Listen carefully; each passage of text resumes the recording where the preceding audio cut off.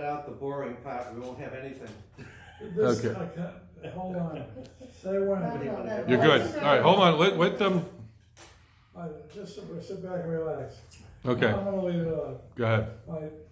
We let in the first section of the journey with the Swidler can. Oh, wait. All right, start again. You got it. Okay, start again. This is the second section of this, of the legacy of the Swidler clan. It starts during World War II and continues to the present time. Luckily. During World War II, father was away practically the whole war, so I didn't really have a father. Adele was my companion and my substitute father.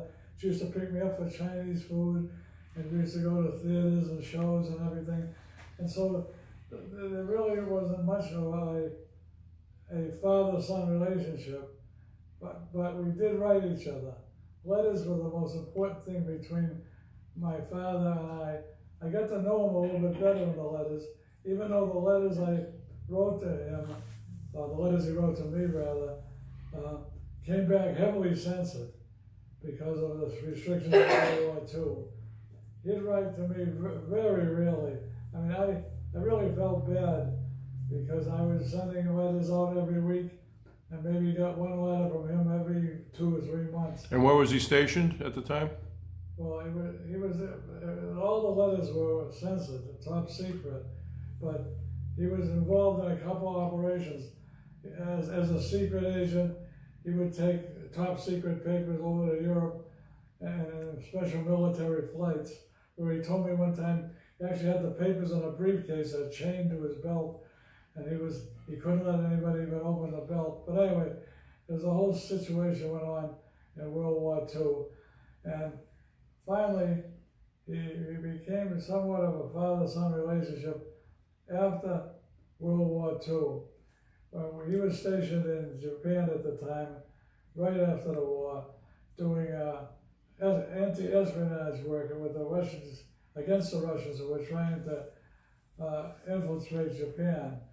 We, the whole family, had agreed. We'd been away so long that when we really weren't close to each other, we'd go and live in Japan as a family, which we were offered that opportunity. So we got the paperwork, we got the shots. I was telling everybody I'm going to Japan. I want to go down and try some Chinese food, see if it's going to be the same food. And everybody was really, really excited about going. About 2 months before we were supposed to go, the word came that the trip was canceled. I never knew the reason why. I never knew whether it was him or the government or what, but he went on to Japan and we stayed in the United States. I think that was really disappointing to me. I remember, I think I was about 10, and I distinctly remember wanting to go so badly because our life wasn't much. You know, we didn't travel, we didn't have a wide circle of knowledge. There's no automobile in the family. Not a lot of money. Not money, a lot of money at all. And I was just so adamant I wanted to go so badly.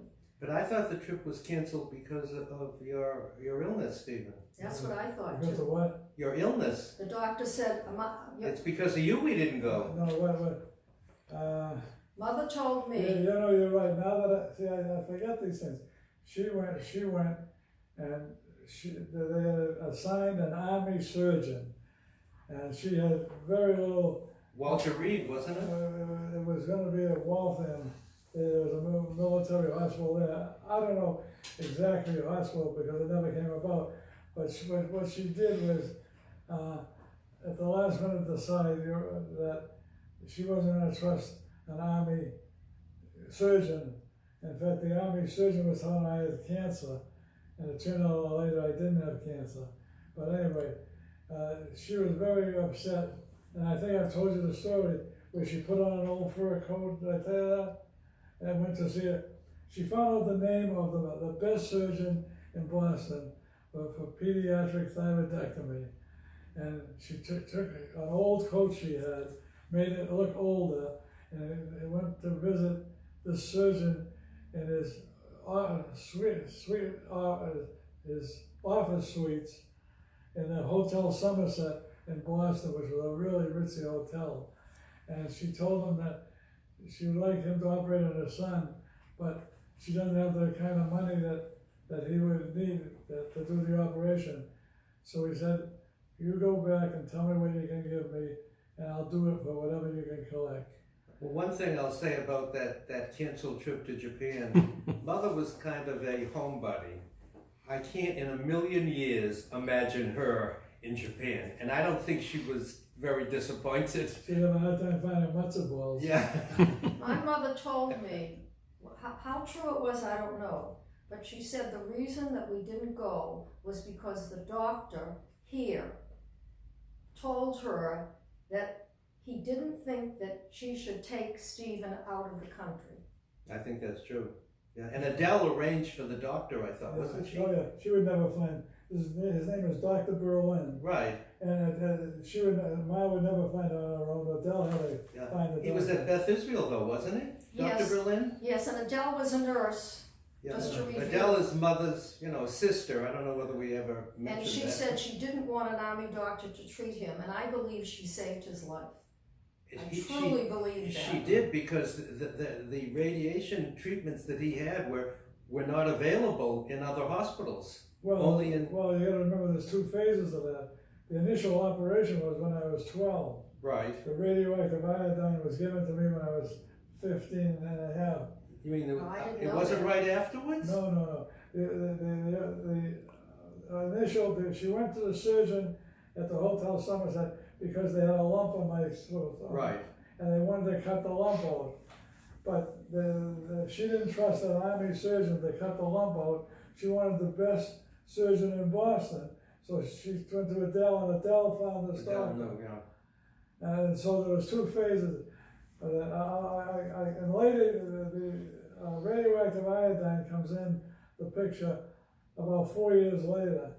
Now, I don't Oh, I know, see. you want to go that far ahead to finish off that portion of it? Go ahead. All right, well, it turned out that the operation to remove the cancer in my throat was successful.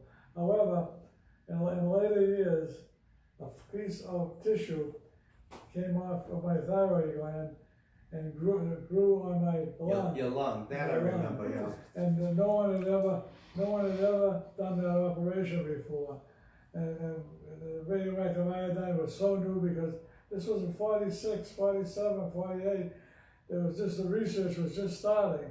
In fact, one of the doctors told me, the two doctors that operated on you and successfully on the thyroid tissue, radioactive, they're going to be millionaires because they're going to be in the history books for the rest of their lives because it was such an initial new operation. Wasn't it only the Beth Israel Hospital that had the machinery to do the radioactive treatments? Well, you got to remember this was a research project, so they didn't have anything to start with. What they did is they made up an old dentist chair, and they jigged it up so they'd strap me in the chair and feed me different doses of radioactive iodine. And they didn't know how much dose. They didn't even know how to measure it. They'd give me some, and I'd go urinate and bring a sample back, and they'd take this thing called a Geiger counter, and they'd try to see what level of Geiger. I don't know how you measure Geiger. Radiation. I don't know how you measure radiation. But Geiger counter. yeah, that was the counter. But anyway, they were trying to measure what level of radioactive iodine would be best for me. So I'd save my urine, I'd give it to them, and I'd bring the Geiger counter over. And the Geiger counter would go crazy. It zaps and lights and everything. And What year was this again? It's probably in 1947, maybe. This was the first Right year. after the war. I graduated high school in 51, and Oh, that's right. I had the radioactive iodine 2 years before that. Oh, so it was very late Yeah. 40s, maybe? Yeah. But the war was over. So this was fourth. Oh, well over. It was 4 years after after. World War II, they were doing research at Beth Israel Hospital. And this program I was in with the Geiger counter was part of that program. But anyways, I urinate, give them a sample, they put the Geiger counter in, Geiger counter would go crazy, the lights would go off, everything was happening. You know, I said, I washed my hands, I really did, I promise you. Nobody knew radioactivity, so I thought you have dirty hands, you had a radioactive iodine. the one thing I remember about that period, the only thing I remember, because I was quite young, was the machinery that they used was enormous. You know, it's like the early computers, they were enormous. And Stephen was just a 12-year, well, you were more than 12, you were about 15, I guess. 15, Yeah, it was this skinny little kid under this enormous machine, and that's all I remember my mother talking about, and Adele talking about. So that they went through that whole procedure and you came out okay. It came out okay, but they weren't sure it wasn't gonna grow again. Right. I had to have a procedure every year to make sure it wasn't growing. And they did remove your thyroid gland, did they not? Give me what? Remove your thyroid gland? Yeah, that's the 12 o'clock, the 12-year operation when you get Dr. Berlin to do the surgery. They took it They off. took a lump out of my, that's how this thing all started. They noticed a lump on my throat. And Aunt Min noticed that lump on your throat. She was the first one. But they also gave you free physicals. Every year when they would call you back, they kept calling you back, Oh, yeah. and they gave you free physicals. And then you had to appear, I think, before like it was a teaching hospital. You had to appear as a living example of somebody that originally had this procedure before all these when they trained the doctors. That's what I remember. I appeared every year at the United Jewish Appeal program where they brought all the rich people in and they put people on stage that had major breakthroughs. And I was about 14 or 15 at the time. I was a great walking example of how if you get enough money, you can do good research. Interestingly, my only recollection was that we had to come up with $100. That's what Dr. Berlin was charging, $100. To do the operation? And it wasn't easy, but we obviously did it. Yep. So let's go back a little bit. We kind of forgot. So Papa came back from the war, 1945, roughly 46, or was it? Yeah. Okay. So what happened? So let's talk about when Papa came back and Well, your father, I should never really say. came back. He was stationed in Boston. For a little while. There's a limit to how long you can maintain leave at a station. He was assigned to the crime unit of the city of Boston. That was probably a 2 or 3 year assignment. And then they had to go to another place. Well, we could have gone with them, and we illustrated the one story about Japan. That opportunity existed a lot of times, but my mother wouldn't trust the army. Okay. So he was in Boston for a couple of years. Where did he go after that? Oh, yeah, he went Back to Japan. What was it like when he was back in the house? He had 2 full tours time? of duty in Japan, so he was like 2 years home, 2 years in Japan, Okay. 2 years home. So talk about a little bit like Yeah. what it was like when having he was him like back. full time? Well, what it meant to me was that I was old enough now, I wanted a microscope. So he sent me Japanese microscope, which I was all excited about. And I would always look at little bacteria on these slides. I guess I was going to be some kind of a researcher or something. And he also had somebody in Japan, from pictures that he gave this artist, they did a picture of each one of us. A portrait. Unfortunately, they didn't really catch, even from a picture, it was difficult to catch the thing correct, right. I remember that. Yeah, we each got a picture. I don't know whatever happened. It didn't come out that well, but it was an original. It watercolor, shows I that think. even though he was away, he loved his children and he thought about them. But He wrote me letters from Japan. I was old enough then to get letters. They got letters earlier. And he wrote letters, but it isn't the same, it's Yeah. basically growing up in a divided family. I never had a friend who had a father disappear every Right. every few But he years. did come home for a certain amount of time. He was home. Right, and he got stationed at the Boston Army base because of us. Later, I think. Yeah, but you know, we had Fort Banks was right in Winthrop. There were two forts in Winthrop. One was Fort Banks, and whether he was home or whether he was overseas, we were allowed to use their commissary, and we were allowed to go to the movies there. Which we did a lot. Yes, we always, it was very Free. cheap. Was it free? I think it was free. It Just was free. walked right down The- 5 minutes from the house and saw movies. Yeah, it was right down all the street time. practically with the fort. 'Cause And lots of chocolate bars at the PX. Yeah. we had to pay for things at the PX. yeah, but mother used to buy cigarettes there for her friends that smoked. they knew because it was very cheap. There was no taxes. Right. Did I mean, mention about he took us on a fishing trip?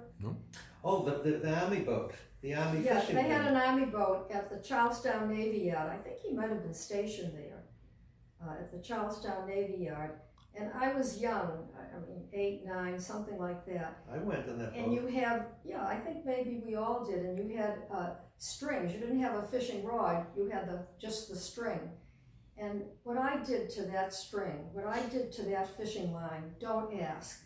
And the soldiers, you know, were all over the place there on the boat. And what they went through to try to untangle my line, I was just that kind And of. let me guess, you're fishing for flounder. I think Well, it's- Flounder? that was in You went- Gloucester in Right, Mountain but- Harbor. no, that was in Boston, huh? Okay, no, you were in Boston Harbor. That's right. I was in. What you're referring to was I digress. But I used to bring friends. I was allowed to bring a friend onto the boat, and so we used to love going on that boat. That was free. That was free, and they provided some snacks and lunch, I think, too. Bonus. So it was really great. When did Nana start running her poker game? Well, A long time during ago. the Second World War, you know, she had when she wasn't taking care of us, her major source of entertainment was a poker game. She has a poker group, and it would be held at a different person's house. I remember Aunt Katie attended. That I don't remember, but I remember Mother's friends vividly. And they only played 5 and 10. That's 5 cents, 10 cents. That was the limit. And did they play stud as well? I don't know. They didn't All I have remember is hold'em they poker, played but I the think minimum. They played some Yeah. stud as well. And then after each game, the next day on the phone, they would discuss the whole thing. You know, just like somebody discussing it after a ball game or something. And this was a weekly game. This was they played every week.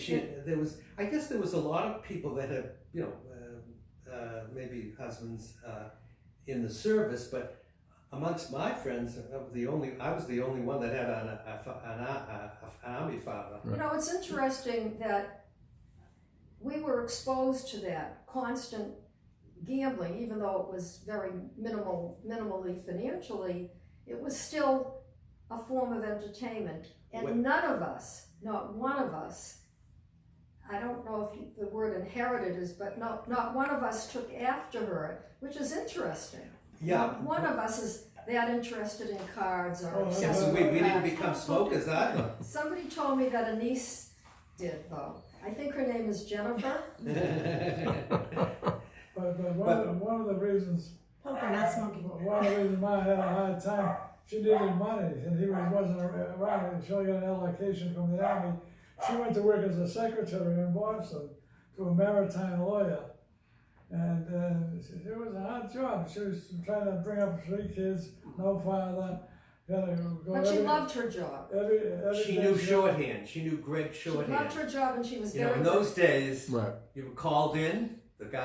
Your boss would speak, and you did your shorthand thing. What do you mean in those days? In my day too. Yeah, and then she would go back and type everything up. And in the legal profession, you can't have an erasure or a mistake. So if there was a mistake, she had to retype the whole page. She was But very good She at was it. very, very fast. Very good typist. And very good typist. But you know, one thing we skipping about Dad, from the time he got home after the Second World War, we were near Revere. We lived in Winthrop. We were near Revere, where the horse racing was. And he was a devotee. Oh, we love the dogs. He loved the dogs and the horses. And once when I was I already had my license, he I went with him to Suffolk Downs, and he said to me, "If this horse comes in, then I'll give you $500 to buy your first car." The horse lost, and I never got my car. I had to use the first car was the one that you got, No, the Chevy. What he did after World War II, he tried to make up to us the fact that he wasn't around as a father. He bought me a two-door Chevy. Green, it was green. Green, and he paid for it, and he gave it to me, and that was sort of make-up time. And once in a while, when he was stationed in the United States, he'd call me to come stay with him in the Army quarters where he was stationed. And the only one I really remember in any detail was Baltimore. It was Fort Baltimore. Hollywood, which is outside of Baltimore, and that was where they trained. Camp Holabird. They trained American spies there, and he was in a class where he was studying Russian, and he told me that for the final he had to go in and sit in a room with a Russian woman, sit face to face, and carry on a conversation for half an hour in Russian before he could pass the course. And so, there were other things too, but I can't remember all the places we went. But the bottom line was, he went without us.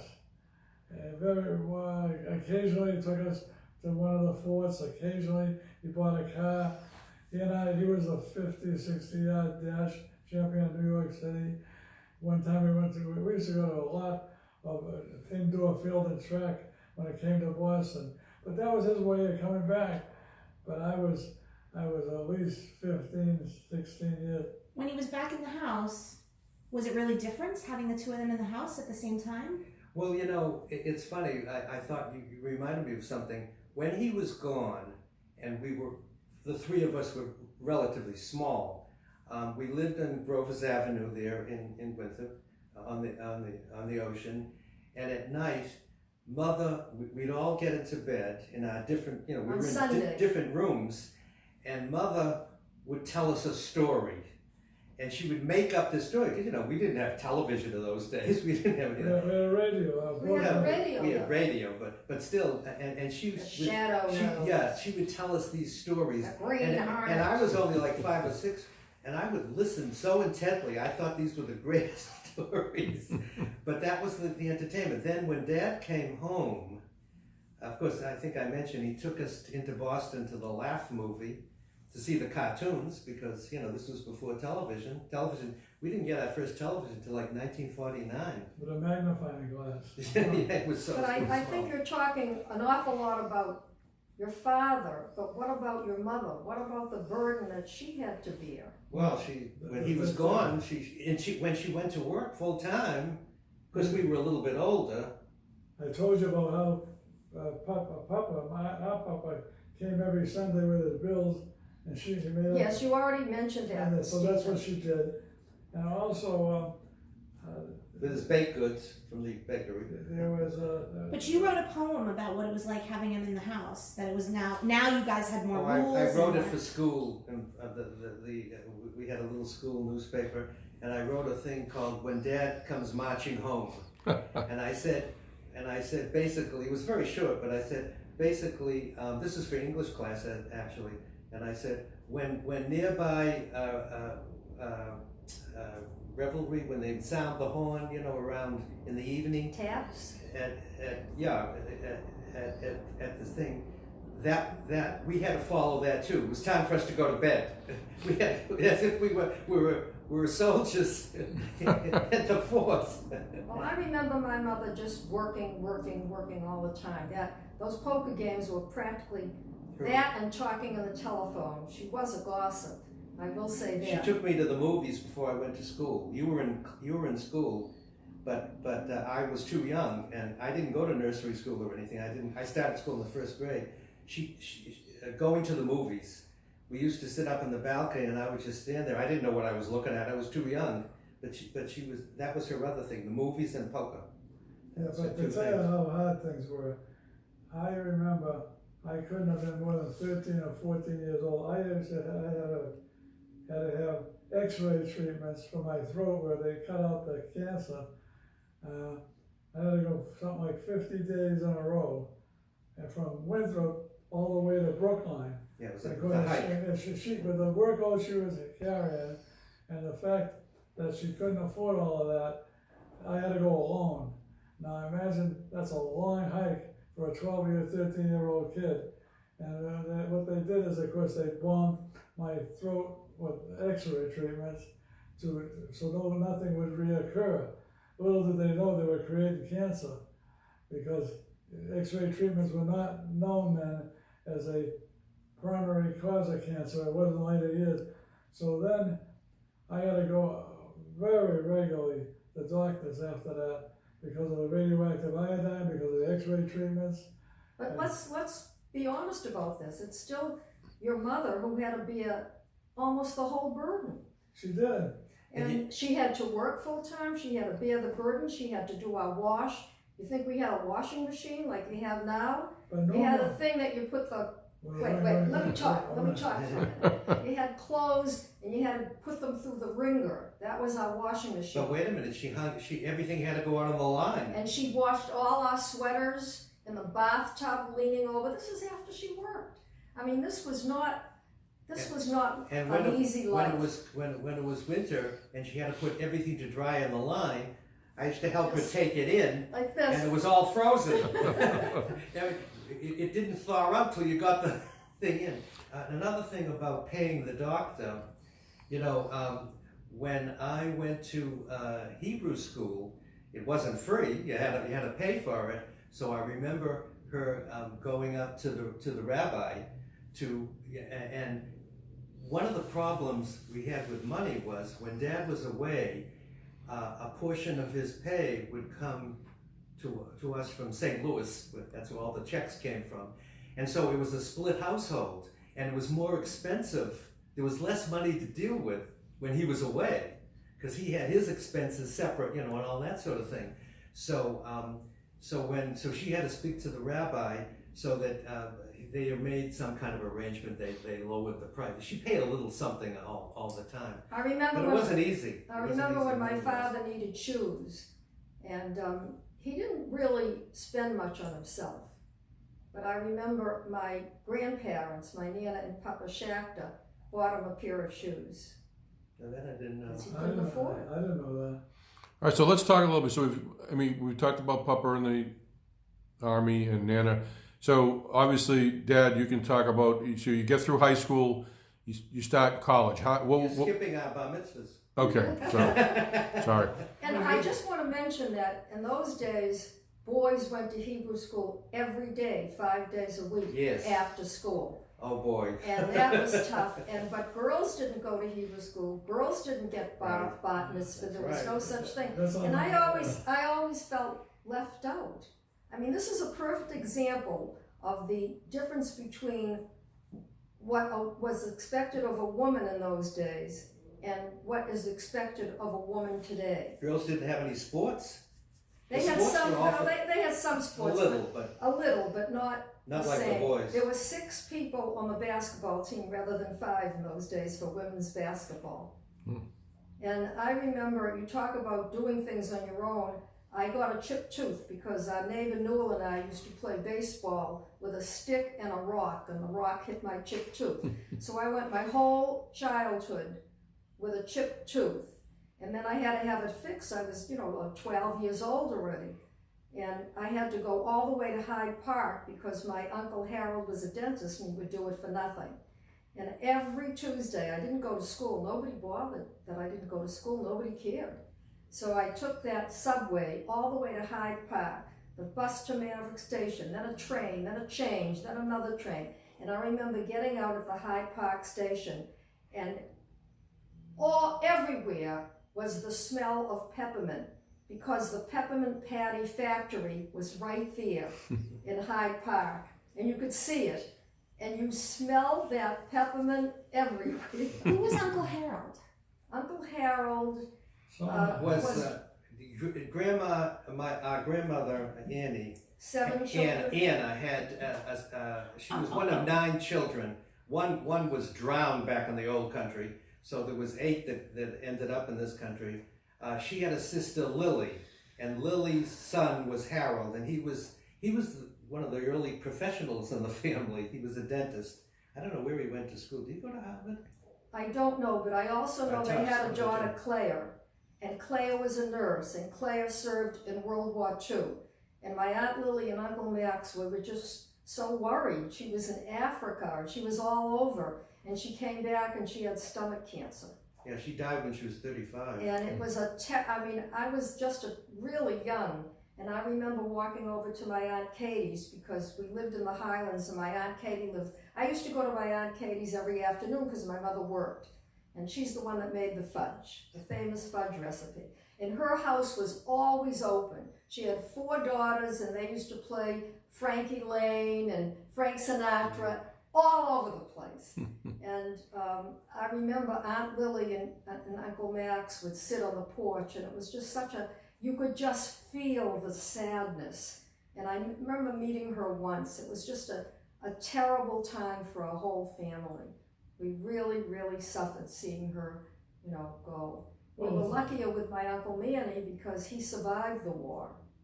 And that he had shrapnel in his leg or something. The government sent him a check for the rest of his life. And I think he lost his hearing. He was in Okinawa on one. Yeah. I think we mentioned that. Did we already mention that? I think you did a little bit, yeah. You mentioned about him having the butcher shop in Boston with his brother and so forth. Yeah, that shop was started by Uncle Max, Lily's husband. Blackstone Street. He sold it to them. Yeah, he sold it to him in Sydney after World War II. Things are so different today. If Uncle Manny were living today, he'd go to college, he'd get a master's degree, he'd become a teacher of history or something. Right. But it was so different then. People didn't think like that during the war. All they thought about was survival. Right. Well, in terms of education, of course, the 3 of us went through the Winter Public Schools, and Stephen graduated from Northeastern Engineering, and Barbara went to, BU Sargent College, or what, I can't remember which one. I went 2 years to the business school. Because girls didn't have to do anything more than that. The boys had to have the complete education. And I will say, my mother wanted me to go to work, and my father insisted that I go. And I will say that I don't have a lot of good things to say about my father. I still harbor anger that I've never really worked out for his putting such a burden on my mother and not being there for us. I don't think he realized what she had to do when he wasn't drafted. He enlisted in the service. Keep that in mind. He signed my mother's signature. I think I mentioned that, my mother's name. So he was very unhappy with his job. But anyway, I went on to Middlebury College and then Boston University for graduate school. But Dad, he always encouraged education with us. That was the big very thing. True. That I think always. If he had a legacy, for me at least, it was that. I think I took after him. I read a lot and I tend to be intellectual. He went to Northeastern. I went to Northeastern for a few classes. I definitely had a very good father figure for the accumulation of knowledge and for the curiosity of what makes things work and why, the why of everything. We had that in common. We both studied psychology a great deal. Well, he had credits, and those days he had credits in college while you were in the service. From the service, and when he came out of the service, he got a bachelor's degree, he got a master's degree, and eventually he was thinking of getting a doctoral degree, but the only 58.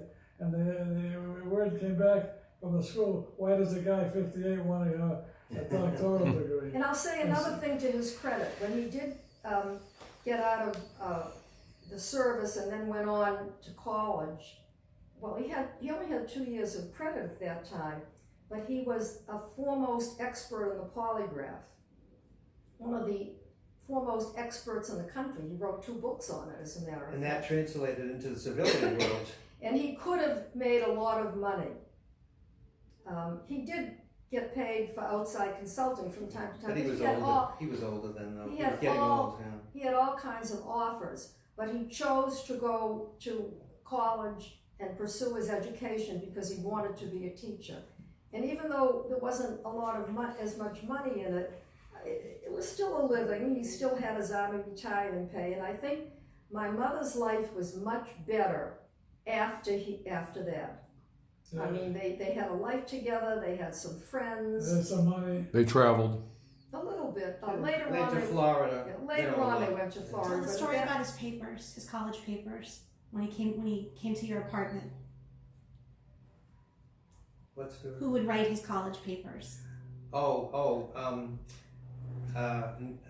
Nancy, my wife, helped him write a college paper, one of his papers, and so when my father was a little bit self-centered, so when he got an excellent grade on it, he came back and he said, "See what a good grade I got." No mention of Nancy's help. He was very big on IQ. As a matter of fact, when he was studying, he took my IQ. Very big on that thing, and I have a pretty high IQ. He wanted me to join that Mensa thing. I said, no way. And that's, to me, that was rather elitist. You remind me, all the time he would, as an adult, he would come to me. He'd be reading something, and there was a word he didn't understand. So he would turn to me and say, "What's your definition of this thing?" All the time I got this. And so I said, "Well, there is a dictionary, that would give you a better answer probably than I can." Sometimes I would answer him, sometimes I didn't know. But that was his thing. Oh, and What's books, your definition? he'd read 3 books a week. A lot of biographies. He was a huge and veteran reader in his later years. He said something that I thought was very interesting later in life. This is when I was maybe in my 20s or something like that. He said something like, in a very thoughtful way. And he said, and he looked away from me, I remember, and he looked out the window and he said, the most important thing in life is your family. He didn't have much of a family life, in New York, and then he came to Boston to visit his relatives, and he lived with them for a while. And I think he saw a different type of, family thing, but he did not have a very good. He had 3 younger sisters. I took it to mean that my feeling at the time was that he felt guilty for the past, and it took him, as it does for many people, not until they become grandparents or they become older and they get mellow, do they realize some of the mistakes they made. Time that can't be. And I think he made that time up with his grandchildren. A lot of that. He could not be more right. He did that. It's not that uncommon, by the way. And he was a terrific grandfather to all of his grandchildren, and I respected that for him.